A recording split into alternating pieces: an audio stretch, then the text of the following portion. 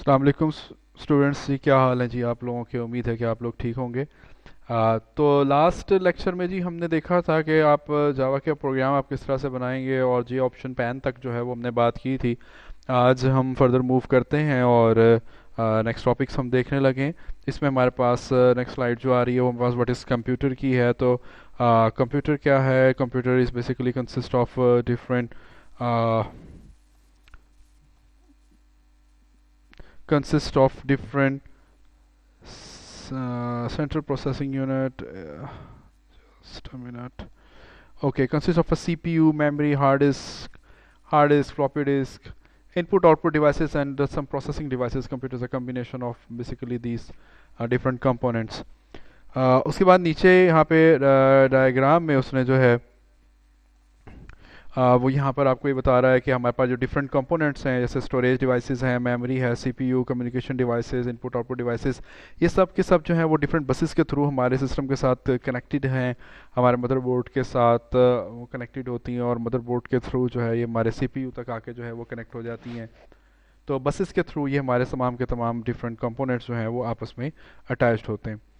CPU क्या है? CPU is the central processing unit, it's the brain of the computer. It retrieves instructions from the memory and executes them.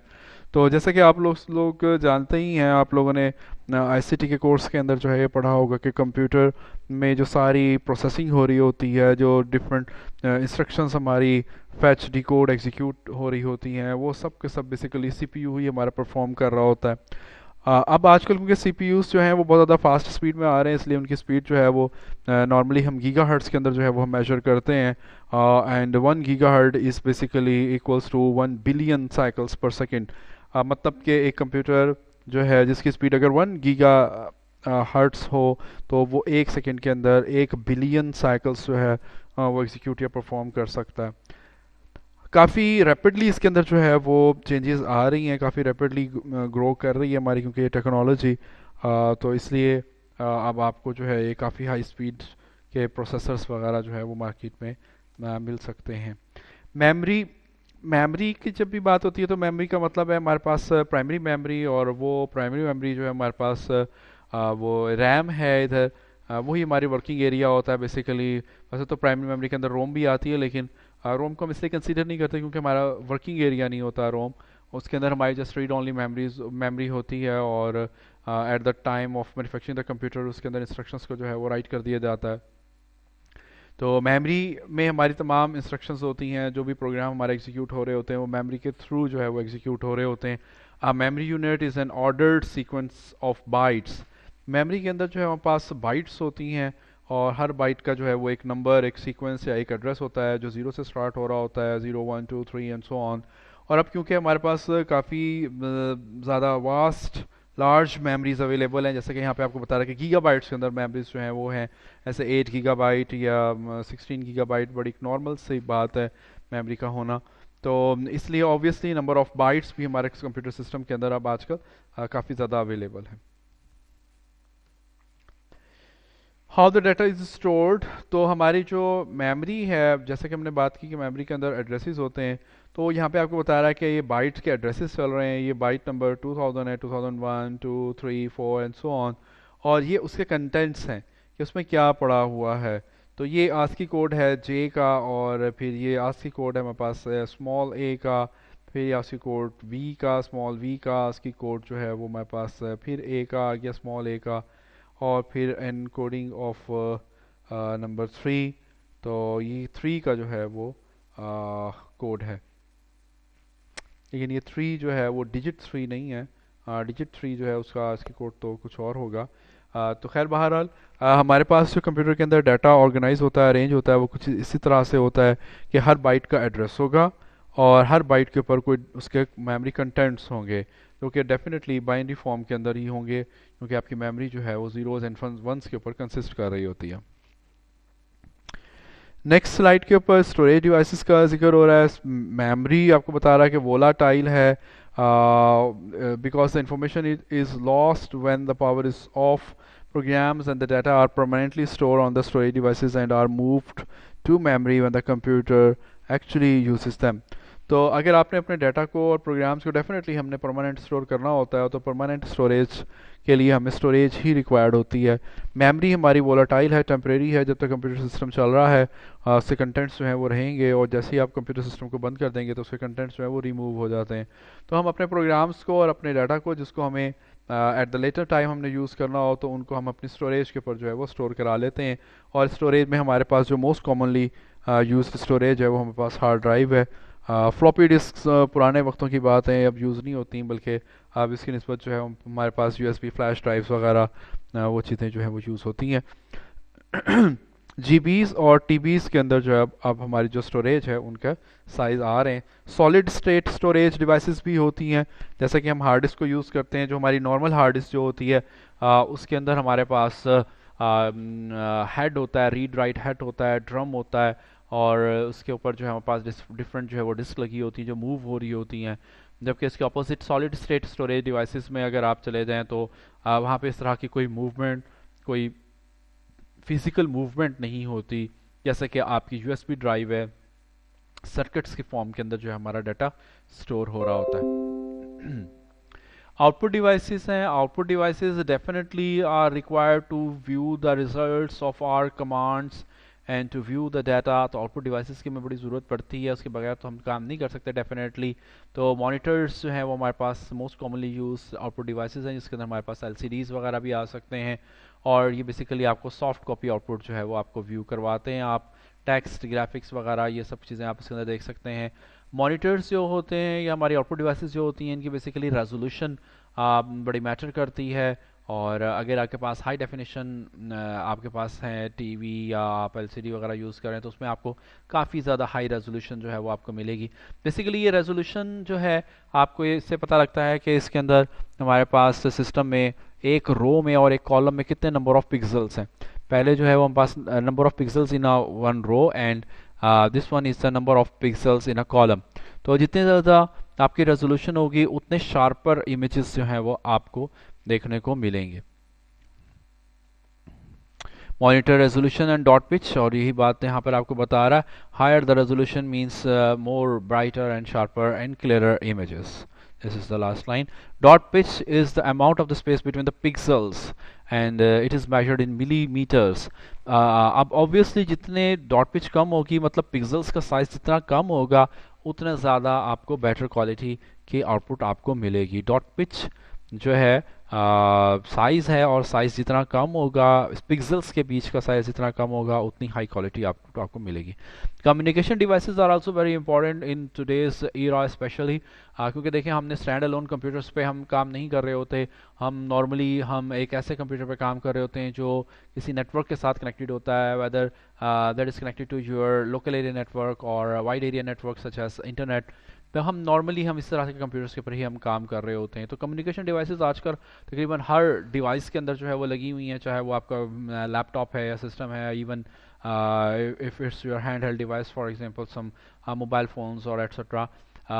इसके अंदर communication devices जो हैं वो available होती हैं, और कम्युनिकेशन डिवाइसेस के थ्रू हम किसी नेटवर्क के साथ कनेक्टेड हो जाते हैं और इन्फॉर्मेशन की शेयरिंग कर रहे होते हैं।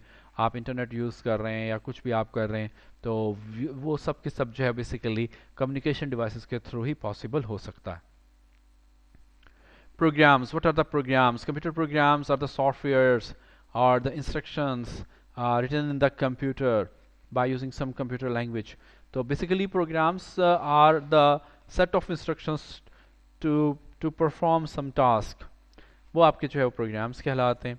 प्रोग्राम्स के अंदर उसका डाटा भी आ जाता है, जो डेफिनेटली प्रोग्राम किसी न किसी डाटा के ऊपर वर्क करेंगे, तो data is also part of program.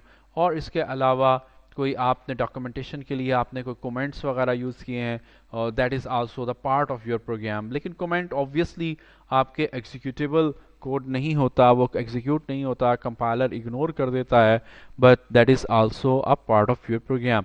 और आप अच्छे प्रोग्रामर को अगर आप देखेंगे तो वो डेफिनेटली कमेंट जो है वो लाजमी करेगा। जैसे लास्ट प्रीवियस लेक्चर्स के अंदर भी हमने ये बात की कि कमेंट करना जो है वो बड़ा ज़रूरी है कि जब भी आप कोई टास्क परफॉर्म करने लगे हैं आप प्रॉपरली कमेंट करें। आप कोई प्रोग्राम बनाने लगे हैं, प्रोग्राम के स्टार्ट में आप कमेंट करें, आप बताएं कि इस प्रोग्राम में आप क्या कर रहे हैं, आप अपना registration number, being a student अगर आप हैं तो आप अपना रजिस्ट्रेशन नंबर वगैरह बताएं, अपनी क्लास वगैरह में ऊपर मेंशन करें। तो इससे एक पॉजिटिव बड़ा अच्छा इम्पैक्ट पड़ता है और आपको एक प्रैक्टिस में भी आप आ जाते हैं कि किस तरह से कमेंट्स जो हैं वो किए जाते हैं। और आगे चल के जब आप अपने प्रोफेशनल प्रैक्टिकल लाइफ में जाएंगे तो डेफिनेटली वहाँ पर भी आप अपने कुछ जो प्रोफेशनली जो आपके आप कह लें कि आपके जो एट्रीब्यूट्स हैं उनको आप यूज़ करते हुए आप डिफरेंट कमेंट्स वगैरह कर रहे होंगे। You tell a computer what to do through the programs. Without the programs, the computer is an empty machine. Very important thing. Computers, obviously software के बगैर कुछ भी नहीं कर सकते. Hardware is useless without software, and to execute the software, you need a hardware actually. तो basically दोनों चीज़ें एक दूसरे के लिए ज़रूरी हैं, लाजमी हैं। हार्डवेयर सॉफ्टवेयर के बगैर कुछ नहीं कर सकता, सॉफ्टवेयर हार्डवेयर के बगैर रन नहीं हो सकता। The computers do not understand the human languages, so you need to use the computer languages to communicate with them. The programs are written using the programming languages. तो different programming languages जो है वो available हैं, और अगर आप computer से कोई काम करवाना चाहते हैं तो आपको कंप्यूटर की ही कोई ना कोई लैंग्वेज यूज़ करनी होगी। जैसे for example you are using Java to perform some specific task. Programming languages machine language है। मशीन लैंग्वेज आपके पास प्योर 0 1 के ऊपर कंसिस्ट कर रही होती है। इसके अंदर 0 1 के अलावा और कुछ भी नहीं आ सकता। इसके अंदर काम करना काफ़ी ज़्यादा मुश्किल है, लेकिन मशीन लैंग्वेज और binary language is the native language of the computer. ये कंप्यूटर की अपनी लैंग्वेज का कोड है, इसलिए computer can directly understand and execute the instructions written in the binary form. इसको किसी किस्म के ट्रांसलेशन की ज़रूरत नहीं है, किसी ट्रांसलेटर की ज़रूरत नहीं है जो इन इंस्ट्रक्शंस को कन्वर्ट करे ताकि कंप्यूटर उसको समझ सके। ये कंप्यूटर की अपनी लैंग्वेज में लिखा हुआ है, इसलिए कंप्यूटर इसको ज़्यादा स्पीडीली एग्जीक्यूट कर सकता है। But the problem is that being a human being, it is very difficult for us to read, write, modify, edit the programs written in the machine language और बाइनरी फॉर्म। हमारे लिए बहुत बड़ा मसला, बहुत ज़्यादा बड़ा मसला। इसीलिए इस इशू को रिजॉल्व करने के लिए जो है वो असेंबली लैंग्वेज को इंट्रोड्यूस करवाया गया। And assembly language consist of different mnemonics just like add का आपने वर्ड लिख दिया, it means that you just want to perform addition operation on some numbers और सम वेरिएबल्स। तो आप इस तरह के जो है वो निमोनिक्स जो हैं वो आप यूज़ कर सकते हैं, डिफरेंट सिंबल्स जो हैं वो आप यूज़ कर सकते हैं। तो assembly language is one step higher than the machine language, and it is a little bit simpler and easier to write the program in assembly language as compared to the machine language. But still the assembly language is very much difficult if we compare assembly language to the high level languages, because to write the code in assembly language you have some deep understanding and knowledge of the hardware. आपको microprocessor का पता होना चाहिए, आपको memory का आपको पता होना चाहिए, आपको माइक्रोप्रोसेसर के अंदर जो रजिस्टर्स हैं आपको उनका पता होना चाहिए, उनके पर्पसेस का आपको पता होना चाहिए, आपको उनके नाम जो हैं वो आने चाहिए। तो काफ़ी सारा काम है, फिर भी जो आपको लो लेवल पर हार्डवेयर लेवल के ऊपर जाके जो है वो आपको करना होगा। इसलिए कहते हैं कि असेंबली लैंग्वेज जो है वो वन स्टेप हायर तो है as compare to machine language, but it is still little bit harder to work in assembly language. तो इन्हीं इश्यूज़ की वो रिजॉल्व करने के लिए हाई लेवल लैंग्वेज जो है वो इंट्रोड्यूस करवाई गई हैं। और high level languages consist of English like words, and they are very much close to the human language, and for example C, C++, Java, Python, ये सब की सब लैंग्वेजेस जो हैं ये हमारी हाई लेवल लैंग्वेजेस कहलाती हैं और ये ह्यूमन लैंग्वेज से काफ़ी क्लोज हैं, इनके अंदर काम करना जो है बड़ा आसान है। लेकिन फिर प्रॉब्लम क्या आ जाएगा, these languages and even the assembly language are not directly understood by the computer. आपको कोई ना कोई ट्रांसलेटर्स रिक्वायर्ड होंगे, आपको कुछ ऐसे सॉफ्टवेयर रिक्वायर्ड होंगे जो इन लैंग्वेजेस को कन्वर्ट कर दें into machine language. Popular high level languages यहाँ पे बता रहा है Ada, BASIC C, C plus plus, C sharp, COBOL, Fortran, Java, Pascal, Python, Visual Basic et cetera. इनको याद करने की ज़रूरत नहीं है, आप इनसे कुछ लैंग्वेज के साथ आप वैसे ही फेमिलियर होंगे, बाकियों के साथ ऐसा आगे चलते चलते आप हो जाएंगे। Interpreting compiling the source code जैसे भी मैंने आपको बताया कि असेंबली लैंग्वेज की अगर आप बात करें या हाई लेवल लैंग्वेज की बात करें, वो नेटिव लैंग्वेज में नहीं है, कंप्यूटर की नेटिव लैंग्वेज नहीं है। कंप्यूटर की नेटिव लैंग्वेज तो सिर्फ जीरोज एंड वंस है। 0 1 को कंप्यूटर डायरेक्टली अंडरस्टैंड कर सकता है, ना असेंबली को अंडरस्टैंड कर सकता, ना हाई लेवल लैंग्वेज, किसी भी हाई लेवल लैंग्वेज को कंप्यूटर अंडरस्टैंड कर सकता। तो हमें वहाँ पर ज़रूरत होगी किसकी, एक ऐसे सॉफ्टवेयर की जो ट्रांसलेट कर सके असेंबली लैंग्वेज या हाई लेवल लैंग्वेज के इंस्ट्रक्शंस को मशीन लैंग्वेज के अंदर। तो उस प्रोग्राम को, उन सॉफ्टवेयर्स को जो है वो हम इंटरप्रेटर्स कहते हैं या कंपाइलर्स कहते हैं, जो आपके हाई लेवल या असेंबली लैंग्वेज के कोड को कन्वर्ट कर देते हैं into low level language, machine language, sorry more properly to say, क्योंकि लो लेवल की अगर आप बात करेंगे तो असेंबली भी लो में ही आती है। तो हमने असेंबली से भी नीचे बाइनरी फॉर्म में जाना है, तो इसलिए ये कहना ज़्यादा बेहतर होगा, ज़्यादा मुनासिब होगा कि आप असेंबली लैंग्वेज और हाई लेवल लैंग्वेज को ट्रांसलेट कर देते हैं into machine language by using some translating softwares, for example interpreters or compilers. So translation can be done by using another program that is called the interpreter or compiler. Interpreters reads one statement from the source code, translates it into the machine code or the virtual machine code, and then executes it right away. इसमें क्या होता है, जो हमारे interpreters work करते हैं वो one by one एक एक स्टेटमेंट को जो है वो एग्जीक्यूट कर रहे होते हैं।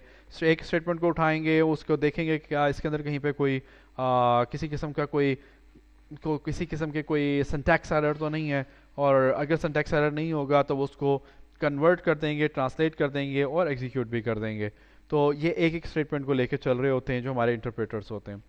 कंपाइलर्स जो हैं ये एज अ होल पूरे प्रोग्राम को जो है वो ट्रांसलेट करेंगे, और ट्रांसलेट करने के बाद ये एक फ़ाइल भी बना कर रख देते हैं जिसको कि हम जो है ऑब्जेक्ट कोड कहते हैं या ऑब्जेक्ट प्रोग्राम कहते हैं। तो कंपाइलर्स जो हैं वो बेसिकली पूरे प्रोग्राम को एज अ होल उठा के ट्रांसलेट करेंगे।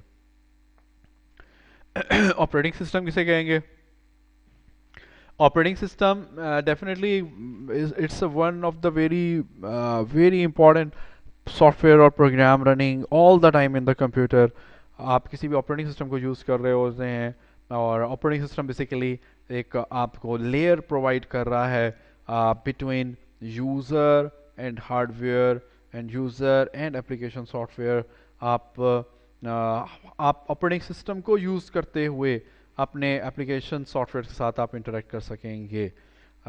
मुझे इस डायग्राम में थोड़ा सा आप कह लें कि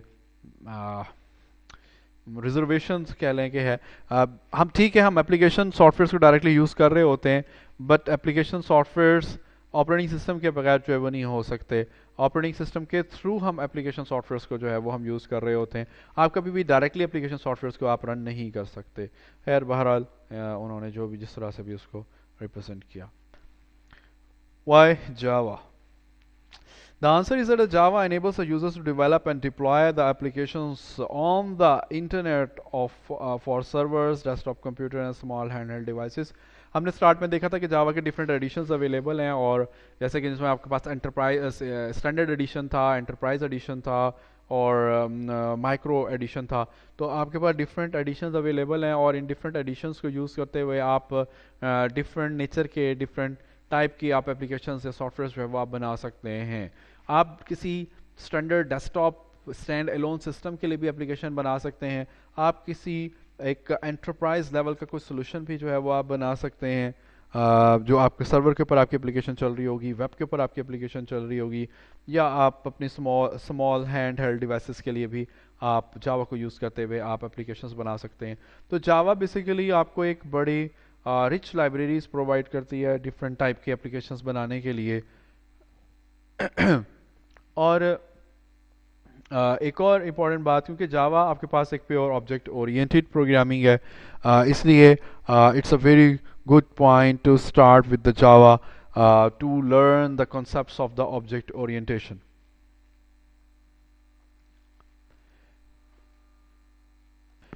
तो जावा को यूज़ करते हुए आप स्टैंडर्ड स्टैंड अलोन सिस्टम्स के लिए भी एप्लीकेशन बना सकते हैं, आप अपनी वेब एप्लीकेशंस बना सकते हैं, और इसके अलावा आप मोबाइल डिवाइसेस के लिए एप्लीकेशंस बना सकते हैं, और वेब सर्वर्स के लिए आप एप्लीकेशंस बना सकते हैं।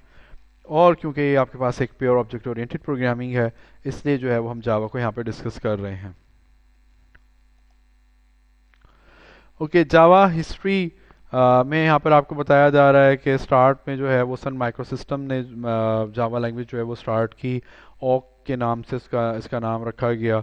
और उसके बाद 95 में उसको जो है वो जावा का नाम दिया गया, और ब्राउज़र्स वगैरह इंट्रोड्यूस करवाए गए जो जावा को सपोर्ट करते थे, जिसका नाम हॉट जावा था। और कुछ इसकी अर्ली हिस्ट्री जो है वो यहाँ से आपको इस डोमेन से, इस लिंक से जो है वो आपको मिल जाएगी। If you are interested then you can read from this link. Characteristics of Java. Java के क्या करेक्टरिस्टिक्स हैं? बहुत सारे डिफरेंट करेक्टरिस्टिक्स यहाँ पर आपको नज़र आ रहे हैं। Simple, object oriented, distributed, interpreted, robust, secure, architectural neutral, portable, performance, high performance, multi threading and dynamic. तो ये क्या क्या होते हैं जी? तो जावा आपके पास जो है वो एक सिंपल लैंग्वेज है। Java is partially modeled on a C++ but greatly simplified and improved. Some people refer to Java as a C++ minus minus because it is like a C++ but with more functionalities and fewer negative aspects. तो इसलिए वो कह रहे हैं C++ minus minus, कि भाई C++ वाले सारे फीचर्स मतलब बड़ी स्ट्रॉन्ग पावरफुल, लेकिन माइनस माइनस वो क्या कर रहे हैं कि जो आप कह लें कि ड्रॉबैक से या वीक पॉइंट से C++ के, वो कहते हैं जावा में से निकाल दिए गए हैं, इसलिए उस जावा को C++ माइनस माइनस भी कह दिया जाता है। It's a pure object oriented programming, अभी जैसे हमने बात की और बार बार हम बात कर रहे हैं और हमारा क्योंकि फोकस भी इसी के ऊपर होगा, तो एक प्योर ऑब्जेक्ट ओरिएंटेड प्रोग्रामिंग है। हम हर चीज़ को जो है वो हम एज अ ऑब्जेक्ट कंसीडर कर रहे होते हैं और एज अ ऑब्जेक्ट इंप्लीमेंट कर रहे होते हैं। Distributed computing involves several computers working together on a network. Java is designed to make the distributed computing easily. आप कुछ ऐसी एप्लीकेशंस बना सकते हैं जावा को यूज़ करते हुए जो आपकी एप्लीकेशन डिफरेंट कंप्यूटर्स पर साइमल्टेनियसली रन हो रही हो। ठीक है, उसको हम कहते हैं डिस्ट्रीब्यूटेड एप्लीकेशंस। तो जावा आपको सपोर्ट करती है। Interpreted है, you need an interpreter to run the Java programs. The programs are compiled into the Java virtual machine code called the bytecode. The bytecode is a machine independent and can run on any machine that has the Java interpreter. तो मैंने आप लोगों को ये बात previous lectures के अंदर में मैंने बताई है कि जावा के कोड को जब आप कंपाइल करते हैं तो वो एक इंटरमीडिएट कोड में कन्वर्ट हो जाता है, और उस इंटरमीडिएट कोड को जो है वो बाइट कोड कहा जाता है। And the byte code is actually the magic of Java. The bytecode can be executed on any machine, whether it is Windows-based machine or that is your Linux-based machine or Mac-based machine. किसी भी machine के ऊपर आपका system, आपकी application जो है वो run हो जाएगी अगर उसके ऊपर JVM इंस्टॉल्ड है तो JVM बेसिकली आपको एक वर्चुअल इन्वायरमेंट प्रोवाइड करता है, वर्चुअल मशीन प्रोवाइड करता है for executing the Java program. Java is robust. Java compilers can detect many problems that would first show up at execution time in other language. कि जावा में बहुत सारे programme, बहुत सारे एरर्स, आपके प्रॉब्लम्स जो हैं वो कंपाइल के टाइम से पहले ही डिटेक्ट होना शुरू हो जाते हैं। वो पहले आपको बताया था कि भाई यहाँ पे कोई एरर है, उसको जो है वो आप सही कर लो। तो इस तरह से जो है वो जावा एक रोबस्ट लैंग्वेज है। एंड जावा आपको काफ़ी फैसिलिटेट करती है कि आप एरर फ्री प्रोग्रामिंग जो है वो आप कर सकें। जावा सिक्योर, सिक्योर क्यों है, किस सेंस में सिक्योर है? जावा को यूज़ करते हुए आप कोई मिलिशियस सॉफ्टवेयर्स, एप्लीकेशंस, जैसे कोई वायरसेस वगैरह, आप इस तरह का काम जो है वो जावा के अंदर नहीं कर सकते। जावा आपको ये अलाउ नहीं करती कि आप कोई जो है वो वायरसेस वगैरह आप इसके अंदर बनाएं। पॉइंटर्स जावा के अंदर अवेलेबल नहीं है जो सी प्लस के अंदर थे। पॉइंटर्स को यूज़ करते हुए बहुत सारे लोग जो हैं वो इस तरह के काम जो है वो कर लेते हैं, जिससे आप कह लें कि रिस्ट्रिक्टेड मेमोरी को एक्सेस किया जा सकता है।